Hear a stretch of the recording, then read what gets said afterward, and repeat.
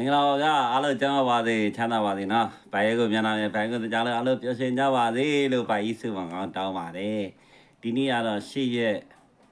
9လ2025ပေါ့နော်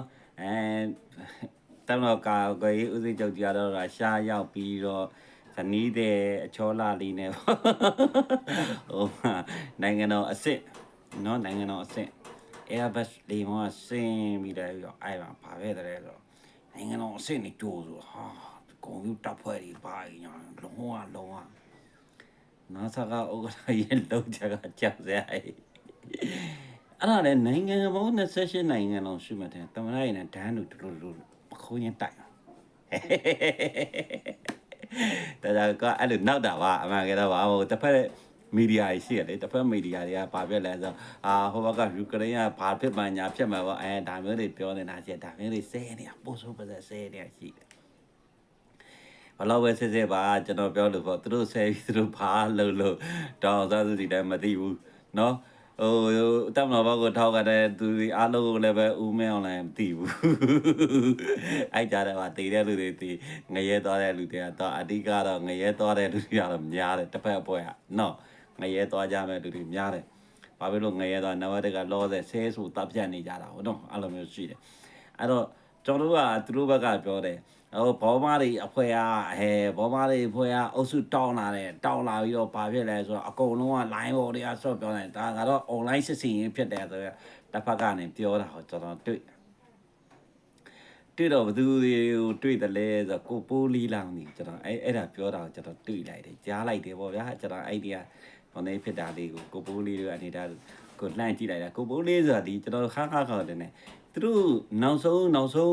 းသူတို့ကသွားတာကျွန်တော်အမြင်တွေ့လိုက်တဲ့နေရာဒီကြိုက်ကဆန်ဖျားပွဲမှာသူတို့ဇက်ယုံနေမှာအကုန်လုံးအနီတွေပေါ့နော်အနီလိုက်ကပေါ့အနီလိုက်ကနည်းနည်းဈေးပေါ်တဲ့လိုက်ကမျိုးသူတို့အခန်းကြီးအွန်တဲ့မှာဇက်ယုံတယုံလုံးမှာကာလာလိုက်တာရှိတယ်ဒါပေမဲ့သူတို့ထင်ထားတာတဲ့ပေးသက်ကတအားများတယ်သူတို့ယုံတယ်ပါဆိုအဲ့မှာဟိုနေပေါ့ကိုတိုင်းကြော်လာပါလားမသိပေးတဲ့ကူတောင်းမှန်တာတွေ့တယ်နောက်ကြတော့ဒီလောက်ထိအားပေးမှလို့သူတို့မထင်ဘူးမယူဆတာဟုတ်အဲ့တော့ကျွန်တော်တို့ဒီယာယီကိုနောက်နေ့ကြလို့တဲ့ဒီ like ကလည်းအခမ်းအနားပစ္စည်းကိုကျွန်တော် stage share လုပ်ပြီးလာပါမယ်ဆိုပြီးပြောတော့တာရှိအဲ့ချိန်ကကျွန်တော်အဲ့ထဲမှာဘယ်သူနဲ့လဲဆိုတော့အဲ့မင်းသားတယောက်နဲ့ပဲကျွန်တော်လည်းအဲ့ဒီဘက်ကိုရောက်တာနဲ့အပြင်းအနေပါဒါခဏလေးဝင်ပြီးချက်ကြည့်လိုက်တာရှိအဲ့လိုမျိုးရှိတယ်အဲ့တော့အနုပညာသမားပေါ့ကိုတိုင်းကြောင့်ဒါမှမဟုတ်သူတို့ကလည်းတစ်ဖက်ကိုရောက်တဲ့ခါကျတော့အားနဲ့မှန်နဲ့ပေါ့အနုပညာသမားတဲ့ဒီတိုင်းသူအနုပညာနဲ့ကတော့အရန်တင်ဆက်ကြတာကျွန်တော်ဆိုလဲကျွန်တော်ပိုက်ရက်ကိုအနုပညာနဲ့တင်ဆက်တယ်သူတို့လည်းသူတို့ဘက်ကတင်ဆက်ပေါ့တော်လိုက်တော့ကဘတ်မတူရင်မတက်လူတွေဘတ်တော့သူတက်လူတွေသူတို့လည်းသူကသူကြိုးစားတယ်ပေါ့ကျွန်တော်လည်းဒီဘက်ကလည်းကျွန်တော်တို့ပြန်တိုက်ရတာတော့ဒါကျွန်တော်တို့ကအနုပညာချင်းတိုက်ကြတာဟိုမှာစစ်သားတွေကတနတ်တွေနဲ့တိုက်ကြဒါမျိုးပေါ့သူလည်းသူဘက်ကနေပြီးတော့မှစစ်ခွေးဘာညာတာကပလုံတုတ်ကဘုံတွေသူပြောကိုရီးယားလည်းဒီဘက်ကဘာညာရှင်းပြဒါမျိုးလေးတွေကိုကိုရီးယားတော့ရန်မထောင်ပါဘူးရန်ထောင်စရာမလိုပါဘူးဆိုတော့တောင်းနဲ့တောင်းနားလဲမှုလေးတွေဒါကျွန်တော်တို့ဆိုအနုပညာနဲ့တင်ပြမှာပဲနော်အဲ့တော့အနုပညာနဲ့တင်ပြမှာဖြစ်တဲ့ဒီပိုင်ရဲကိုဆိုတဲ့ဒီ account လေးကိုအဲ့ဒါ follow တွေလုပ်ပေးပါနော်အသေးလေးတွေဘာလေးတွေညာလေးတွေ comment လေးတွေရေးပါဘာလို့ဆိုတော့ကျွန်တော်တို့ရဲ့တိုက် account လို့လုပ်ရမှာတိလားသူတို့တွေကတအားများတယ်သူတို့ကကြည့်ရှုနှုန်းကကြောက်စရာကောင်းတော့များတယ်ပြီးတော့ရှင်ဆဲပါဆိုလို့ရှိရင်အုံလိုက်ကျင်းလိုက်ဆဲတာဟာဝိုင်းကူဆဲပေးကြပါအောင်ခင်ဗျာဆိုအမလေးအပြည့်ကောမန်နေဖတ်လိုက်အဲ့လူကိုသိတယ်မလားစူဆိုင်လို့တော့ဒီကိုဆဲတာအဲ့ဒါအဲ့လီလိုက်တိုက်ပွဲအဲ့ဒါလည်းတကယ်ရှိတယ်ဒါဘာလို့ကျွန်တော်ကစ်နေကြအဲ့တော့ကျွန်တော်တို့ဘောမပေါင်သူတို့ကောင်းတဲ့တမ်းတော့ထောက်ခံတဲ့သူတွေနိုင်ငံကိုချစ်တဲ့သူတွေအမျိုးကိုချစ်တဲ့သူတွေအမျိုးဘာသာတန်တာလူတွေအကုန်လုံးပေါင်ရင်ဘာပဲပြောကျွန်တော်တို့ဒီကျွန်တော်အနုပညာနဲ့ပြန်တိုက်ပေးမယ်နော်အဲ့ဒါလေးပြောချင်လို့ဒီနေ့ကရီးတာပါဗျာကျွန်တော်ညီမဟိုခေမပါညီမတော့အရင်တော့မဟုတ်ပါခေမပေါ့နော်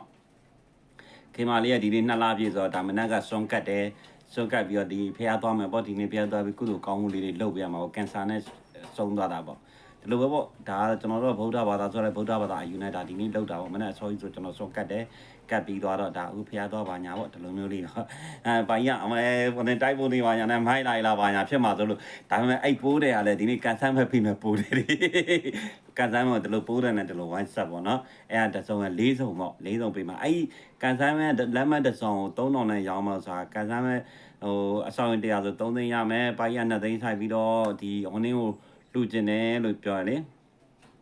အေးလေးမှာအမိုးကမရှိတယ်မှာ10သိန်း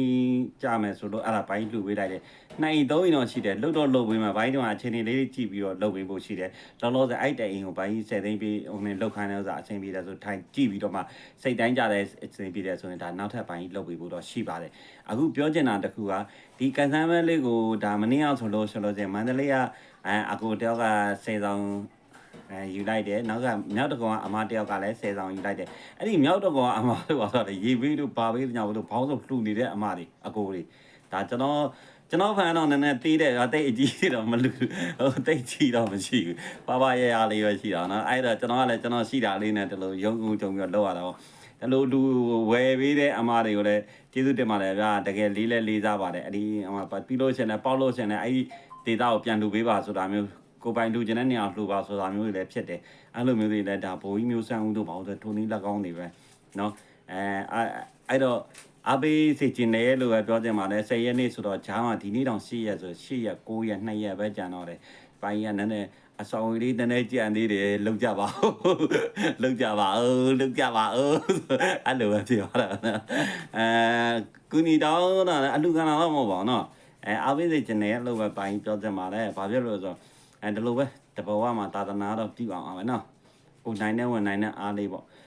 ပေါက်တဲ့ခါကျတော့လည်းယူပေါ့နော်မပေါက်တဲ့ခါကျလည်းလှူပေါ့ဒါမျိုးလေးပဲရှိတယ်မန်နေဂျာဖုန်းနံပါတ်က3968 5331 420ကိုအဲ့ဒါဖုန်းဆက်ပြီးတော့ပဲဖြစ်ဘိုင်ဘာပဲဖြစ်သူစီမှာဒီကန်ဆယ်မဲလေးတွေကိုအားပေးပေးပါလို့ဘိုင်ရပြောချင်ပါတယ်နော်ဂျားမှတရက်ပဲလို့တော့တယ်အဲ့ဒါဘိုင်ရနည်းနည်းစိတ်တရားပူနေတယ်ဘာပဲဖြစ်ပါရသည်ဖြစ်စေမရသည်ဖြစ်ဘိုင်ရဟိုမှာပေးရမယ်ဟာတော့ပေးရမှာပေါ့သူတို့အားလုံးပြီးသွားပြီဆိုတော့ဘိုင်းသူကြည့်လိုက်မယ်ဗီဒီယိုကောနဲ့သူဘိုင်းကိုခေါ်ပြမယ်လှမ်းကြည့်မယ်အားလုံးဖြစ်တယ်တကယ်များတော့ဘိုင်းကကိုယ်တိုင်ဆင်းသွားပြီးတော့မှတေချာလှူမှာပါဘာလို့တေချာဆောက်ပြီးမယ်တေချာလှူမယ်အဲ့မှာကိုနေမင်းတို့လှူနေတာတွေ့တော့လေအရန်ပီတိဖြစ်တယ်အနုပြန်သမားကြီးဆိုတာဒါလို့အဓိကတော့ပြည်သူအတွက်ပါပြည်သူအတွက်ပဲရက်တည်တာတိုင်းပြည်အတွက်ရက်တည်တာပြည်သူအတွက်ရက်တည်တာဘယ်ပါတီတွေနိုင်ငံရေးတွေဆိုစိတ်မဝင်စားဘူးကျွန်တော်တို့ပါတီနိုင်ငံရေးတွေကျွန်တော်တို့နိုင်ငံရေးစောက်တွေဖတ်တာတောက်လျှောက်အခုပြောလို့ရတာပေါ့ပြောတာနဲ့ထောင်နေပဲပြောတာနဲ့ထောင်နေပဲအဲ့လိုရှိတယ်တောင်းနေဆိုတော့ဟိုနေ့မှာဟိုနေ့ကဘာလဲထားလိုက်ပါတော့အဲ့မပြောတော့ပါဘူးဒါဒီကရိုးရိုးပဲပြောမဲ့စကားလေးဖြစ်တော့နော်အဲ့တော့ကျွန်တော်တို့ကဟိုဘက်မီဒီယာနှစ်ခုတိုက်မှာဖြစ်တဲ့အားပေးပေးပါဒီပိုင်ရက်ကိုအကောင့်လေးကို follow လေးလုပ်ပြီးတော့အသေးလေးတွေပေးပြီးတော့ comment လေးတွေရေးပြီးတော့ဒါကျွန်တော်တို့ဘက်ကပြန်တိုက်မယ်ဒါကျွန်တော်တို့တောင်းလို့သားတယ်သူကသူတတ်ထားနေတဲ့တိုက်ကြခိုင်းကြဖိုင်ကိုရီးယားလည်းကိုရီအားနဲ့ချမ်းဟုတ်တယ်မကိုရီးယားကဒါတောင်းနေတော့ခြေပကြမယ်ဒါကျွန်တော်တို့ direct လုပ်မယ်ဟုတ်တယ်မခြေပမယ်အဲ့ဟာလေးကိုဒီပိုင်ရက်ကိုအကောင့်လေးကိုလည်းအသေးလေးနဲ့အပေါင်းလေးပေးပြီးတော့ share တာလေးပါလေးလုပ်ပြီးပါအောင်ဗျာဒါပိုင်ကနေ့စဉ်နဲ့ update သတင်းတွေတင်မှာအဲ့ဒါလည်းတရုပ်ဆောင်ပြီးတော့တင်မှာအခုဒီနေ့ဘာမှဖစ်ထုလိုက်တယ်ဘယ်အချိန်မှထုအဲ့ချိန်ကလှမ်းပြောတဲ့အားနဲ့ပိုင်ကဒီမှာတန်းပြီးတော့ရိုက်ပြပေးမယ်အဲ့ဒါဆိုရင်ချက်ချင်းသိအောင်ဟိုမှာဘာလုပ်နေဆိုတော့အဲ့အကောင့်ကသိရမှာဟိုမှာတိုင်းနေဆိုတော့တိုင်းနေဘလို့ဖြစ်နေဆိုတော့ဒီမှာချက်ချင်းပြောမယ်နော်အဲ့ဒါလေးကို follow လုပ်ပေးပါလို့ပြောချင်ပါတယ်ဗျာကန်ဆယ်မဲလေးလည်းအားပေးပါအောင်လို့ပြောချင်ပါတယ်ဗျာကန်ဆယ်မဲလေးအားပေးခြင်းနဲ့ဆိုလို့ဆိုရင်တော့3996833140မန်နေဂျာစီတိုက်ဆက်ပြီးတော့အဲ့ဒါကန်ဆယ်မဲအားပေးပါလို့ပြောချင်ပါတယ်။ဘိုင်းရအားလုံးကိုကျမ်းပါစေကြောင်းချမ်းသာစေကြောင်းကိုစုမငေါတောင်းနဲ့တောင်းလာတဲ့တိုက်ပွဲနိုင်ကြပါစေကြောင်းကိုအမျိုးမျိုးအမှုပညာစွမ်းအားနဲ့လှုပ်ဆောင်ပေးနေအောင်မှာဖြစ်ပါတယ်လို့လည်းပြောချင်ပါတယ်။နောက်ဆုံးဘိုင်းရတော့တောက်လျှောက်ပြောနေမှာကတမန်တော်တွေ950ပဲရတာကိုစိတ်ထဲမချင်တော့ဘူးစိတ်ထဲမချင်တော့ဘာဖြစ်လို့ဆိုအသက်နဲ့ရင်းပြီးဗျာဒီ950တွေရတာမလို့ရိတ်ခါဆုံးငွေဆိုပေမဲ့ကျွန်တော်ပြောတာလေလာစားလည်းမလောက်ဘူးเนาะဒီဟာဒါလေးတွေကတော့နည်းနည်းပဲပိုတိုးတင်ပါတယ်လို့ပြောချင်ပါတယ်ဗျာအဲ့ဒါလေးလည်းကျွန်တော်အဲ့အကောင့်နေကမှရလာတဲ့ငွေကြီးနဲ့စားနေရတဲ့ပုံစံလေးတွေကျွန်တော်ပြသပေးပါမယ်ဗျာဒါပေမဲ့ကျွန်တော်တဦးသားစီတုံးသားစီမရှိဘူးဆိုတော့အဲ့ဒါတွေတော့နားလည်ပေးဖို့လိုအပ်ပါတယ်တိုင်းပြည်ကောင်းစားဖို့ဒါပိုင်းရင်တိုင်းပြည်အတွက်ဒါလှုပ်ဆောင်ပေးပြီးတော့အနုပညာနဲ့တင်ပြပေးချင်တာဖြစ်ပါတယ်လို့ပြောချင်ပါတယ်ဗျာအားလုံးကျမ်းမာချမ်းသာလို့ရလေးပြပါစီဗျာ